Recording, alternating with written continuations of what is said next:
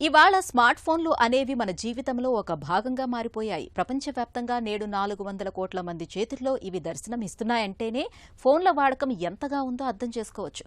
సమాచారాన్ని తెలుసుకోవటానికి, పరస్పర సంభాషణలకు, ఆర్థిక సేవలకు, వినోదానికి ఫోన్ ఉపయోగపడుతుందన్న మాట నిజమే. అయితే ఫోన్ల వాడకము శృతిమించటం అనేది ప్రజారోగ్య సమస్యగానూ మారుతుందని నిపుణులు హెచ్చరిస్తున్నారు.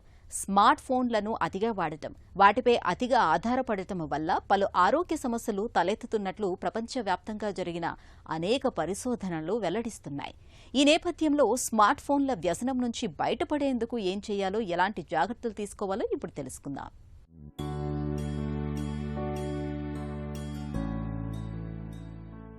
సమాచారం, సోషల్ మీడియా, రోజువారీ వ్యవహారాలను చక్కబెట్టుకోవడంలో స్మార్ట్ ఫోన్లు బాగా తోడ్పడుతున్నాయనటంలో సందేహం లేదు. కానీ వీటి వాడకం మన పనులు, సంబంధాలకు విఘాతం కలిగిస్తుండటమే సమస్యగా మారుతోంది. మితిమీరిన ఫోన్ వాడకం అనేది మానసిక ఆరోగ్యాన్ని దెబ్బతీస్తుంది.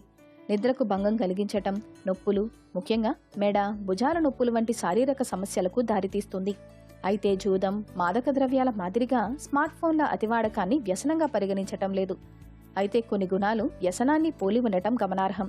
ఉదాహరణకు, కొద్దిసేపు ఫోన్ కనిపించకపోతే కొందరు తీవ్ర ఆందోళన, అసౌకర్యానికి గురవుతుంటారు. స్మార్ట్ ఫోన్ల మీద విపరీతమైన సమయాన్ని గడపటం, వాటి వాడకం మీద నియంత్రణ లేకపోవటం, ఇది రోజువారీ ముఖ్యమైన పనులకు తీవ్రంగా విఘాతం కల్పించటాన్ని సమస్యాత్మకంగా పరిగణించాలి. ప్రస్తుత క్షణం మీద దృష్టి సారించలేకపోతున్నట్లయితే ఏకాగ్రతను పెంచే యోగా, ధ్యానం, ప్రాణాయామం వంటి పద్ధతులు మేలు చేస్తున్నట్లు అధ్యయనాలు చెబుతున్నాయి. ఫోన్ను చేతిలోకి తీసుకుంటున్నప్పుడు మనసులో ఓసారి ప్రశ్నించుకోవాలి. అది ఏమైనా పని కోసమా, లేకపోతే అలవాటుగా తాకుతున్నారా అని ఆలోచించాలి. ముఖ్యంగా ఫోన్ను పక్కన పెట్టిన కొద్ది నిమిషాల్లోనే దాన్ని పదే పదే చెక్ చేస్తున్నట్లయితే సందేహించాల్సిందే.